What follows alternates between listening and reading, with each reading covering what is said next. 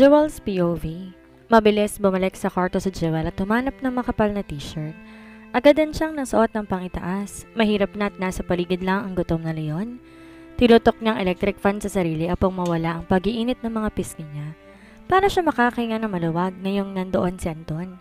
Gusto niya rin tong pauwiin. Ayaw niya sa presensya nito. Pirikit niya ang mga mata at nag-isip kung paano ito papauwiin. Base sa dala nitong backpack, mukhang makikitulog pa ang bugok sa kanya. Ang kapal din naman ng mukha. Tinig niyang tumunog ang pinto ng banyo. Malinaw niya ring narinig ang mga yabag ng lalaki sa kusina. Pati yata ang malit kanyang ref ay pinakailaman nito. Napamaang siya. Bukas ililista niya lahat ng kinain nito at pababayadan niya. Hindi siya nagpakihirap na mag-manage ng coffee shop para lang pakainin to ng libre. Dinig niya muling tumuloy to sa banyo at tumunog muli ang pinto at inihanda niya ang sarili. Tatalakan niya talaga ito. Kaya lang nang marinig niyang tumunog ang doorknob niya sa kwarto, mabilis siyang dumiretso sa kama, nagdalakwang ng kumot. Tumahimik ang bibig niya. Hindi niya pala kaya. Pigil niya ang hininga hanggang sa maramdaman niya. Sumiksik din si Anton sa higaan. Doon siya nagkalakas loob at mabilis na umupo. Sino nagsabing pwede kang matulog dito, Aber? Aber? Is that your call sign to me? Umisi pa to bago nilagay ang braso sa noo nito bago pumikit. Aber. Sounds old but good. Bulong pa nito. Anong? Humina ang boses niya na maglakbay ang mga mata niya mula sa matipunong braso ni Anton, pababa sa kilikili nito hanggang sa katawan nito. Naparunok siya. Sa dami na nakikita niyang modelo sa internet, ngayon lang siya tinablan ng ganong pakiramdam. Para may mainit na bagay sa paligid. Inigpitan yung pagkakakayom sa mga kamao niya upang pigilan ng sariling i-press ang walong monay sa tiyan nito. Bumalik ang tingin niya sa mukha ni Anton. Nakapikit pa rin to pero nakangisi na. Nainis siya bigla sa itsura nito na para bang ramdam nito ang pagtitig niya. Touch it if you want it. I won't stop you. May kayabangan ng boses nito. Napasinghap siya at mabilis tong hinampas sa tiyan. Sira ka? Tingin mo pinapantasya kita? Asa ka? Akmang itutulak niya ito, ngunit nauna pa nitong nahuli ang palapulsuhan niya. Natigilan siya lalo nang haplusin itong likod ng palad niya. It's fine, my jewel. Normal lang na maakit ka sa akin.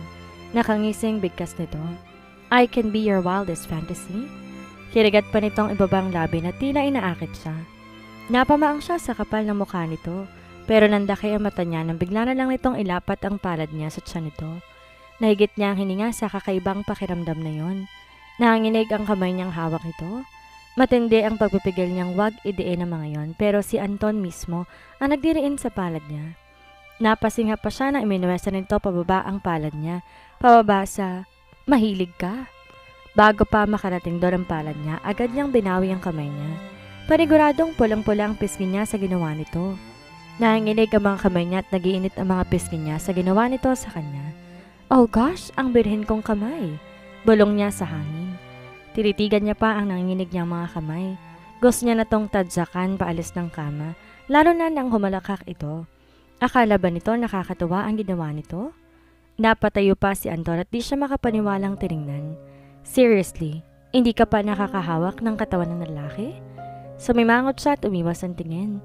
Gano'n na ba siya kamanang? Sa walang nagkakamali sa kanya, basta't ang alam niya. Sa kanyang paningin sexy siya pero hindi niya sigurado kung gano'n din tingin sa kanya ng mga lalaki. Hindi siguro dahil walang nandigaw sa kanya. Di naman ako maharot tulad mo. Marahas niyang sagot. Mas kinilig siya lalo ang mukha niya nang naramdaman nilapit itong mukha sa kanya. Ang paghagkan kaya? Naranasan mo na bang hagkan ng lalaki? Namamaos nitong bulong. Naikuyom niya ang mga kamao lalo pat naamoy niya na ang mabango nitong hininga. Halatang ginamit ang toothpaste at mouthwash niya. Big deal ba yon? Required ba yon? May kabang tanong niya. Naparunok siya at lumayo ng bahagya rito, ngunit pinigilan nito ang bebang niya. Napahawak tuloy ang kamay niya sa braso nitong malapit doon. Nahigit niya ang hininga na magsimulang haplusin ni Anton ang bebang niya. Tumatagos sa balat niya ang init ng palad nito sa suot niyang t-shirt. Not really, my jewel, but I can teach you. Gumaspang ang boses ni Anton at tila nahihirapan. Agad na nagsalabo ang kilay niya. Balak tong singhalan kaya siya humarap, ngunit malambot at mapanabik na labi ang sumalubong sa kanya. Nanlaki ang mga mata niya, lalo na nang kagatin nito ang ibabang labi niya dahilan upang magtagumpay itong masakop ng buo ang labi niya. Dilat na dilat ang mga mata ni Jewel habang pikit na pikit naman ang mga mata ni Anton. Pilit niyang tinitikom ang kanyang labi upang tigilan nito ang pagkakan sa kanya. Ang mga kamay niya nanunuwid sa bawat atake ng labi nito sa mga labi niya. Kumakalampag ang puso niya.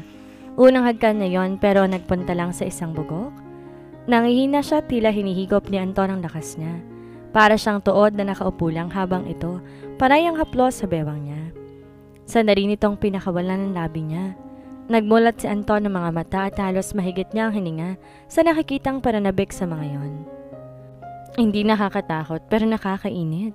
Gusto kong ma-enjoy mo ang unang hagkan mo pero kung hindi mo igagalaw ang mga labi mo, walang mangyayari. Bulong nito. Bahagyang kumunot ang noon niya. Ayoko naman magpahagkan sa'yo, no? Di man lang siya nakatapos ang pagsasalita nang muling sakupin nito ang labi niya. Wala sa loob na napapikit siya, naghabol ng hininga at mahigpit na napahawak sa balikat ni Anton. Para siyang diluduyan sa kakaibang sensasyong nararamdaman. Buong katawan niya nabalutan ng tensyon at ang kanyang mga hita tila hindi niya maramdaman. Gusto niyang igalaw ang mga yon ngunit hindi niya alam kung paano. Mas pinalalim pa ni Anton ang ginagawa. Wala siyang alam kung paano ngunit kusang gumalaw ang mga labi niya. Base kung paano gumalaw ang mga labi nito. Halos mawalan siya ng hangin pero di niya mabitawan ang kapit kay Anton o ang itulak ito palayo. Bumigat lalong paghinga niya nang unti-unti siya nitong inihiga sa kama. Ang kamay nitong nasa bewang niya ay nakahanap ng daan papunta sa loob ng t-shirt niya pataas sa kanyang harap. Wala na siyang magawa kundi mapapikit ng mariin dahil sa ginagawa ni Anton. Pwede kang sumigaw, may aber. Hindi ako nangangagat but will surely take you hard. Bulong nito sa kanyang tenga. Dumiin ang kapit niya sa balikat nito habang isang kamay niya hinila rin ng madiin ang kobre kama. Doon siya kumapit habang tinitiis ang di mapasigaw sa bawat hagkan at haplos nito. Muntik pa siyang mapatayo na maramdaman ang paglipad ng palad nito papunta sa ibaba niya. Dinadama yon at tinutukso. Di nakatulong ang manipes niyang short upang di maramdaman ang ligayang binibigay ng palad nito. Ayaw niyang imulat ang mata niya dahil natatakot siya na punong-puno ng init at pananabik ang mga mata niya kagaya ni Anton. Maya-maya pa'y nawala bigla ang protesta sa utak niya. Napalitan ng kuryosidad at ng pakiramdam na gustong may maabot na kakaibang init. Napahawak siya sa buhok nito nang maling balikan ng mga labi nito ang kanyang labi. Para siyang uhaw na agad sinagot ang mga hagkan nito. Very good, my aber. Bulong ni Anton sa pagitan ng kanilang ginagawa. Ramdam niya ibababa na nito ang suot niyang short nang nabitin sa ere ang hininga niya sa paghihintay. Bigla, pinakawalan nito ang mga labi niya. Magiging marahan ba ako? Bulong na tanong nito. Nagmulat siya na mata at nasalubong ang nagbabaga nitong tingin. Bumagsak ang mga kamay niya sa parehong balikat nito. Hindi ko alam. Paos niyang sagot. Wala siyang alam kung paano bang dapat, ang alam niya lang, base sa mga napapanood niya masakit sa una. We should take it slow until you're ready for me, my aber? Nahihirapang bulong ni Anton. Tumango siya kahit di niya maintindihan ang sinasabi nito.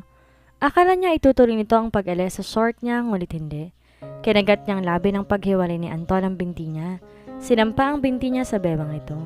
Hindi ba ito nabibigatan? Nawalayin sa isipan niya at halos mapasinghap na malakas matapos itong idampi ang sarili sa kanya. Pareho pa silang may saplot pang ibaba ngunit damang-dama niya ito. At lalo pa nag-init ang pakiramdam niya. Paano na lang kung walang takip? Bumigat ulit ang paghinga niya. Dumiin ang kamay niya sa balikat nito. I'll show you how we should be doing this. Namilog ang mata niya at literal na napanganga nang gumalaw to pa itaas. Nanginig ang binte kung paano to gumalaw sa kanya. Next time, wala nang takip. May aber? Namamaos itong bigkas bago sinakop ang labi niya at ulitin ang paggalaw. Hindi na niya makilala ang sarili. Para siyang maamong tupang nagpaubaya kay Anton. Literal, sinasalubong niyang galaw nito at binalik ang tensyon na ibinibigay nito. Humihigpit ang yakap niya sa lalaki at halos mapitpit ang harap niya sa bawat paggalaw nito. Ang paghinga niya di na bumalik sa normal. Bawat himaymay ng katawan niya ay nagiinit. Ngayon niya naiintindihan kung ba't maraming babae ang nananabik kay Anton. Magaling ito sa kama. Anton! Halos paus niyang sigaw na maramdaman ang pamumuo sa puson hanggang tuluyang lumabas yun. Naliyad niya ang likod pero nang tumigil si Anton, napahiga siya sa kama. Pareho silang hinihingal. Napapikit siya at halos manghina ang katawan. Ngayon lang niya napagtanto na nakakapagod yon. Pupusta ako na nakatapos ka. Paos ding bulong ni Anton. Hindi siya sumagot. Binaba ang mga binti niya. Nahiya siya bigla ngunit napasinghap ng maramdaman ang pagdama ng palad nito sa pagitan niya. Let's say this is your first day in my class, my jewel. Anitong mading hinawakan ng hita niya. Nahigit niyang hininga tinintay ang sunod nitong gagawin. Pero natulala siya nang bigla itong tumayo at talikuran siya. Oh my, I need a cold shower again. Bulong-bulong nito bago umalis ng pinto. Nahagip pa niya ng tingin kung paanong katipuno ang kalapad ng dibdib nito. Na maramdaman ng katahimikan, doon palang natuuhan si Jewel. Napatayo siya at nasilip ang pang-ibaba niya. Oh gosh, ang birhen kong katawan. Nahiya siya sa kapestihan niya. Bakit siya nagpatangay? Di naman niya ikailang maganda sa pakiramdam, pero ba't niya hinayaan si Anton na gawin yun sa kanya? Pinagdikit niyang hita niya at hinilang kumot. Gusto niyang kalimutan ang nangyaring, pilit sumisiksik sa isip niya ang pakiramdam kay Anton at kung paano to gumalaw sa kanyang harapan. Ang harot mo, Jewel. Sermon niya sa sarili. Nagigilty na nagustuhan niyang ginawa nito. Epekto ba yun ng pagiging single niya? Dahil ba si Anton pa lang ang lalaki sa buhay niya? Pinilig niyang mukha at pilit na kinalimutan yon. Ngunit ang malamang nasa bahay niya lang si Anton ay hindi siya makakalma. Nanunuyo ang lalamunan niya at para siyang sira. Hinihintay itong tumuloy sa kanyang kwarto. Ngunit hindi nangyari. Hanggang sa dinala na siya ng antok. Ngunit hindi na to bumalik pa sa kwarto niya. Sa kabilang banda, pagising pa ni Jewel, hinanap niya si Anton kahit na nahihiya siya, pero hindi niya na to naabutan. May iniwan lang lalaki na lutong ulam sa mesa. Tinakbo pa niya ang pinto at hinanap ang sasakyan nito, ngunit wala na rin ito roon. Nagpapadyak siya matapos mapagtanto ang ginawa niyang paghahanap. Seriously, Jewel, inahanap mo ba? Mahinang sermon niya sa sarili. Dapat nagagalit ka. Dinumihan nitong pagiging inosente mo. Pagpapatuloy na sermon niya. Naiiling siya at nagmamadaling nag-ayos upang pumasok sa coffee shop. Dinatnan niya na roon si Nina na nakataas ang kilay sa kanya. Aba, Aber. Nina, please. Huwag mo nga akong tawaging Aber. Mahinang pakiusap niya. Ramdam niya nag-iinit ang pisngi niya. Naalala niya kasing Aber ang tawag sa kanya ni Anton kagabi. Bawat paggalaw nito sa kanyang harapan. Napapikit siya na mariin. Di niya yata maaalis ang imahe na nasa harapan niya ito. Bakit naman? Ekspresyon lang yun, Jewel. Inawakan itong braso niya ngunit agad niyang binawi yon. Ayaw niyang maramdaman itong init sa katawan niya na naiwan kagabi. Sandali nga, bakit namumuli ang pisngi mo? May sakit ka ba? Ang init mo. Daldal nito habang dinadama ang noon niya. Mas lalo nag-init ang mga pisngi niya sa ginawa nito. Agad siyang umiwas at pumunta sa counter. Umupo siya agad sa harap ng computer kahit na alam niyang sinusundan siya nito. Wala. Mainit lang panahon, Nina. Nagiging sinungaling siya dahil kay Anton? Makulimlim kaya? Salungat ni Nina pero nagsimula namang punasan ng counter. Nagyuko siya at nahiya. Naninibago siya sa sarili niya. Hindi siya ganito. Hindi siya mahiyain. Malakas ang loob niya at laging may masasabi pero ngayon, di niya mahanap ang tigring boses niya. Sa totoo lang, inaasahan niyang makikita niya pa kaninang umaga si Anton pero mukhang tinakbuhan na siya nito.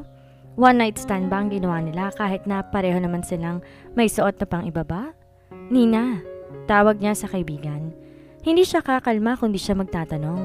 Oh, may sasabihin ka? Anitong di nakatingin sa kanya. Kapag ba one night stand, natural lang umalis agad ang lalaki? Kuryosong tanong niya. Oh, one night stand lang naman. Aba, nakipag one night stand ka?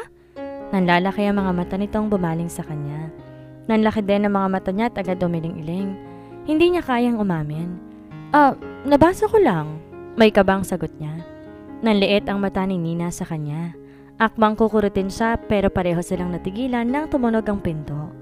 Sabay silang napalingon doon at halos mahulog ang puso niya matapos makita si Anton sa nakangising papalapit sa counter. Pawisin to at tayong bakat na itim na sando lang ang suot at jogging pants. Mr. Montero, ang aga po ninyo. Ani Nina ngunit hindi ito nilingon ni Anton. Ang tingin nito sa kanya ay kaya't walang tigil sa pagkalampag ang puso niya. I want some espresso, di Aber? Pabilong-bulong nito. Hello, may Aber? Mas mahinang bulong nito pero nakakalokong umisi sa kanya. Nahigit na Jewel ang hininga. Gusto niyang burahin ang ngisi sa mga labi ni Anton dahil pinapahamak siya nito sa harap ni Nina. Tumikim siya at pasimpleng tinignan si Nina na nandiliit ang tingin sa kanya. Pero kumilos din to at sinimulang gawin ang order ni Anton. Pakihintay na lang sa mesa. Aniya kay Anton pero hindi ito umalis sa harapan niya. Pinirmi niya ang mga labi at pinanla kay Anton ang mga mata. Gusto yata nitong magtaka si Nina sa kanilang dalawa. Sir, ihatid ko na lang po sa mesa ang order ninyo. May diing bigkas niya na matauhan ito. Tumikwas ang kilin nito at iningusan siya. Alright, alanganing sagot nito. Kinamot pa ang batok na tila ba nahihiya. Pilit siyang umiti sa lalaki. Di niya masigawan, ramdam niya kasi. Pasulyap-sulyap si Nina sa kanila. Shoo! Shoo! Dun ka! Mahinang bulong niya kay Anton. Tipid tong umuso bago tumalikod. Napahinga siya na maayos kaya lang nabitin sa erem paghinga niya nang pumihit muli si Anton paharap sa kanya. May lakad ka ba mamaya? Bigla ang tanong nito sa kanya. May date kayo? Magkapanabay na sigaw nila ni Nina. Nagkatinginan pa sila. Nanlaki ang mata niya sa pamanuring tingin ng kaibigan. Di niya makayanan kaya't nalingon niya si Anton at binigyan ng matalim na tingin. Tipong mawawalang katawan nito. Pepekto sa niya talaga ito mamaya. Alanganin tong tumawa matapos makitang reaksyon niya. Wala sa loob na kinuha ni Anton ang cellphone sa bulsa ng jogging pants nito at tinutok sa tenga niya. I was actually talking to someone over the phone. Napangiwing paliwanag nito at tinuro pa ang hawak na cellphone. I gotta go. Anito bago tumalikod. Hindi niya inaalis ang matalim niyang titig sa papalayong likod ni Anton. Tinaasan niya pa to ng kilay nang maapo ito at bigyan siya ng sulyap. La, kala ko pa naman may love life ka na. Komento ni Nina sa gilid niya. Tumikim siya at nagkunwaring kinunot ang noo. Hindi siyang type ko, Nina. At isa pa, ikakasal niyan sa isang modelo, hindi ba? Tumagilid to ng harap sa kanya at namewang. Ano naman ngayon? Hindi pa naman sila kasal. Gusto mong puntahan ka siya kahit may fiancé na siya? Gulat niyang tanong. Siyempre, hindi niya masasabing kasal na siya kay Anton. Pero kung di niya to pinipilit at binlockmail, hindi naman talaga siya papayag. Mas lalong hindi siya mga agaw ng pag-aari na ng iba. Napamaang sa kanya si Nina. Nagpalipat-lipat ang tingin nito sa kanya at kay Anton na nakasandal sa upuan. At tinitipa ang kamay sa mesa. Nililigawan ka niya? Nag-init ang mga pisngi niya. Paano pa siya liligawan? Ikasal na nga sila. Bakit ba siya kinakabahan na anumang oras mahuhuli nito? Susko? Pabalik-balik dito yan, Aber? Iba talaga ang dating sa pandinig niya ang Aber. Huwag mo nga ako ilagay sa hot seat. Baka taga dyan lang yan sa tabi-tabi. Tsaka huwag mo nang banggitin nga yung Aber. Simpleng hiling niya. Nakalagay kasi sa isipan niya ang boses ni Anton na tinatawag siyang Aber. Napagdikit niya na mariin ang mga hita niya matapos na sumagi sa isip niya ang mga nangyari kagabi. Dinig niyang bumuntong hininga si Nina at di na siya nilingon. Lagi ko namang sinasabi yung Aber-Aber na yan. Bulong-bulong pa nito. Espresso di Aber. Ang order niya, di ba? Espresso di Aber? Gulat nitong tanong sa kanya. Ha? Bakit? Binalingan niya ito ngunit naniliit muli ang tingin nito sa kanya. Si Montero bang tumatawag sa'yo ng Aber? Bulong nito. Hindi Baka na mali lang siya ng order. Akala niya magtatanong pa ito ngunit iningusan lamang siya nito at inihatid ng order ni Anton. Napahinga siya ng malalim. Di siya kakalma kung nandito si Anton. Siya na mismo ang iiwas. Agad niyang hinawakan ng bag at kinuha malaro ng cellphone. Pupuntahan na lang niya ang matandang nakausap ni Jeff. Nina, ikaw na munang bahala rito, may lalakarin lang ako ha? Habirin niya sa kaibigan na kababalik lang sa counter. Ano? Saan? At anong oras ka babalik? Hindi siya sumagot. Kumaway lang siya bago mabilis na nilakad ang patungo sa pinto. Napansin pa niyang napalingon sa kanya si Anton ngunit hindi niya pinansin. Tuloy-tuloy siya sa labas at nag-abang na masasakyan.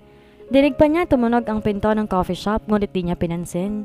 Yun nga lang munti ka na siyang mapasigaw na may humila sa kamay niya. Pagtingin niya si Anton yon. Ano ba?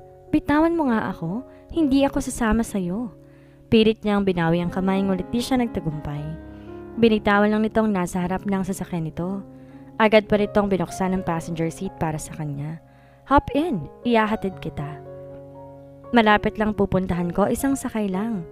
Delikadong panahon ngayon, pagpapumilit nito. Marahan siya nitong tinulak papunta sa loob ng sasakyan. Napaupo siya sa passenger seat at halos mahigit ang hininga nang dumukwang ito at inayos ang seatbelt niya. Very good, may Aber. Asar pa nito. Napairap siya at pinagsalubong ang kilay. Di niya to pinansin kahit nakatuloy na to sa kabila at pinaandar ang sasakyan. "Where are you going?" Kuryosong tanong nito. Bumaling siya sa bintana at di pa rin to pinansin. "My jewel, gusto mo bang buong araw magkasama tayo? Sabihin mo na kung saan." May timping bigkas nito. Umikot ang mga mata niya at sinandal ang mukha sa upuan. "Kung saan wala ka?" Madamig niyang sagot. Dinig niya na pabuntong hininga ito. Mabilis din na pabaling ang mukha niya rito na maramdaman ang palad nitong humawak sa binti niya. Naipadyak niya ang pintet, mabilis winaksi ang kamay nito. "Don't touch me." Galit niya tong nilingon, ngunit kumibit balikat lang to. "Just tell me the address and I would not touch you unless you want me to." "Shut up! Hindi kita gusto?" Bulalas niya. Kita niyang kinagat nitong ibabang labi at tila nagpipigal na mangisi. "You don't like me? But you like what you did last night. What if we hit the home run tonight?" Na sumasalakay. "Oh gosh, ang birhen kong tenga." Bulong niya bago takpan ang mga tenga niya. "Ang hilig mo, Anton." Ines niyang singhal. Imbes mainis, sumalakak pa to. "Inaakit lang kita. Dragon ka na naman?" Napasimangot siya. Ayaw niya na tong patulan kaya naman sinabi na lang niyang address. Tikom na tikom ang mga labit, dikit na dikit ang hita niya sa buong biyahe. Mabilis lang naman yun. Tinigil din ito ang sasakyan sa eskinitang sinabi niya. "Are you sure that this is the place?" Tila namamangha. Kurot noong tanong nito habang nakamasid sa maraming tao at batang nakakalat sa daan. Lahat nakatingin sa sasakyan nito. "Unfortunately, yes. Sige, lumayas ka na." Tinanggal niya ang seatbelt at takmang bubuksan ng pinto nang pigilan ang braso niya. "Wait me here, ako nang pupunta sa loob." "Tingin mo hindi ako kasya sa eskinita?" May diin niyang tanong. "What? I didn't say anything like that. Ayaw lang kitang mapahamak." "Malaki na ako. Kaya ko ng sarili ko." Umirap siya, tuloy ang binuksan ng pinto. Malakas pa niyang sinarayon, kaya lang biglang bumukas ang bintana. "Call me once you need help." Paalala pa nito. Tinaas na lang kilay niya at tinalikuran nito. Mas una niya pang tawagin si Jeff kaysa rito. "Wait me later at home." Sigaw pa ni Anton. "Hindi ko welcome sa bahay ko." Sigaw niya rin dito pabalik. Asa naman tong pagbubuksan niya pa ito ng pinto. Napailing na lang siya at pumunta na sa eskinita. Dikit-dikit ang mga bahay doon at may narinig pa siyang nagsasagutan ng mag-asawa. Kinakabahan siya sa maaring malaman niya pero nilalakasan niya ang loob niya. Pilit siyang ngumiti na makasalubong ng ginang. "Pwede po magtanong?" "Ano yon?" Taas kilay na tanong ng ginang. "Saan po nakatira si Aling Pasing?" Tinuro ang dulong bahay na kahoy at di na nagsalita. Pilit na lang siyang ngumiti at tinahakandaan patungo roon kahit na kumakalampag ang puso niya sa kaba. Na makalapit, mahigpit niyang hinawakan ang kanyang bag. Di siya kumukurap lalo pa nang bumukas ang pinto at lumabas doon ang matandang medyo maliit at mahabang buhok na kulay puti. Nagkasalubong ang mga mata nila, tila pareho pa sila nagkagulatan. "Karilyo? Anong ginagawa ng isang karilyo sa bahay ko?" Gulat na tanong nito na siyang nagpalamig sa kanyang katawan. Hindi po Karilyo ang apelido ko. Trollano po ako." Tanggi niya. "Hindi ba? Akala ko'y Karilyo ka, iha. Maberde-berde kasi ang mga mata mo. O siya, halika na't tumuloy ka na rito." Nalakihan pa rito ang bukas ng pinto. Namanhid bigla ang binti niya at parang ayaw na lang tumuloy. Natatakot siyang malaman na kamag-anak niyang ex-girlfriend ni Anton. Tumikim siya at umiling ng marahan. "Hindi naman po ako magtatagal. Gusto ko lang po sana itanong kung nagtrabaho po ba kayo sa club dati?" "Sa club?" Anang ginang. "Nakakahiya, may oo. Nakatrabaho ko pa si Trining. Abay nung isang araw may lalaking pumunta rito at pinaghahanap daw ng anak niyon."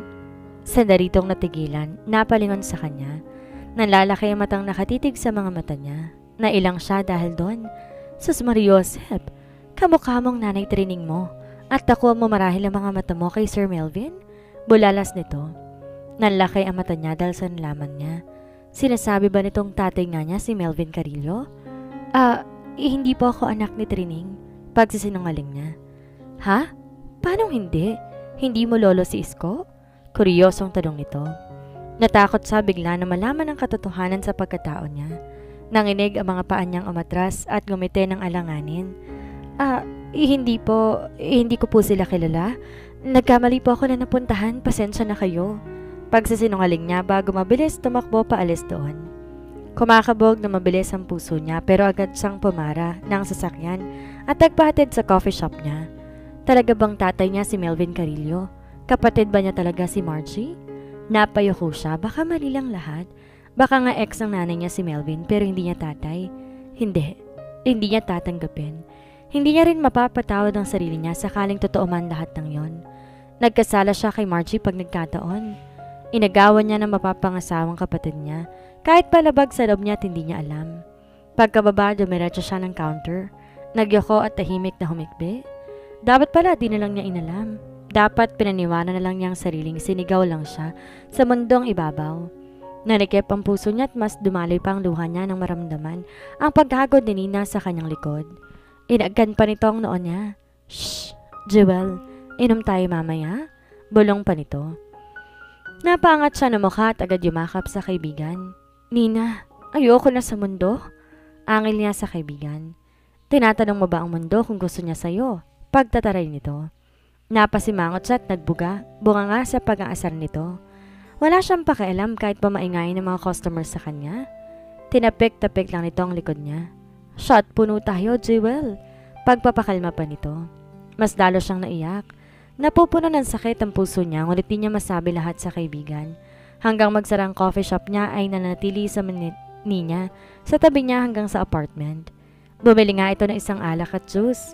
Ito na nagtimpla habang siya itululanang nakaupo sa sofa. Inabutan siya nito ng isang baso. Puro ng alak yon kahit hindi niya tinanggihan. Bakit ka ba umiiyak? Kawawa yung mga customer, basag mga tenga nila. Pangaasar nito. Napasimangot siya bago uminom ng alak. Nagbabara na naman ang lalamunan niya at maiiyak na naman yata siya. Sabi ng matanda, karilyo daw ako. Mahiinang kwento niya. Nalalaki ang mga mata ng kaibigan. Aba, hindi ka mag-anak mong Joabel si Mr. Montero? May lahi ka palang maganda? Sinamaan niya to ng tingin ngunit uminom lamang to ng alak. Maganda naman talaga ako eh. Ayaw mo bang kapatid yon? Umiling siya. Hindi naman sa ayaw. Kaya lang, naging ayaw niya lang naman dahil nakasal siya kay Anton. Pero kung hindi, siya mismo ang lalapit sa pamilya niya. Ang yaman ng tatay mo. Kaya, kung ganun, ayaw mo magpakilala sa kanila? Tanong nito. Kung nagawa niya yon, magiging makapal ang mukha niya, lalo pa nga't siyang sisira sa pangarap na kasal ni Margie. Hindi na. Okay na ako sa coffee shop ko. Ang laki ng kumpanya ni na Jewel. Nabasa ko nga sa internet na kaya magpapakasal si Margie kay Anton ay dahil wala itong alam sa negosyo. Ibig sabihin si Anton ang namumuno sa kumpanya ng tatay mo. Kwento nito. Wala akong tatay. I mean, hindi ko pa sila tinatanggap. Isa pa, wala akong pakialam sa mga plano nila. Sira ka? Tinutoyo ka na naman. Ibig mong sabihin, walang po pwedeng ipamana din sa iyong kumpanya? Total, magaling ka naman din sa negosyo. Paliwanag pa nito. Napailing siya at inisang dagok ang alak. Ayaw na niyang isipin yon. Hindi pera ang habol niya, kung hindi pamilya.